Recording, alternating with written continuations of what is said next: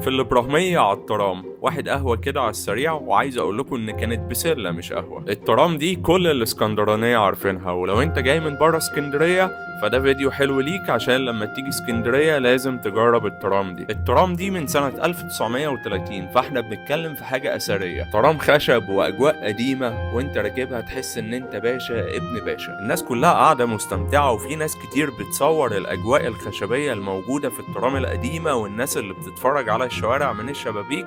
والتذكرة للفرد الواحد ب8 جنيه.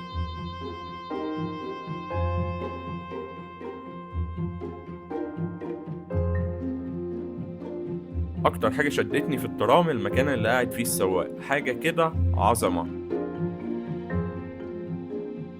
والترام داخل بينا كده منطقة محطة الرمل، هتشوف بيوت نفس اللي في إيطاليا ونفس اللي في اليونان، لأن المناطق دي كان زمان بيعيش فيها الطلاينة واليونانيين، فهتلاقي الستايل بتاعها اخد على الطابع الإيطالي والطابع اليوناني. اسكندرية جميلة، وده مش كلامي لأن أنا اسكندراني، الكل بيقول عليها كده. مدينة أي حد بيزورها بيحب يرجع لها تاني، ما بالك بقى إن الواحد مولود فيها. مدينة خرجت شعراء وعلماء وممثلين وناس كتير قوي.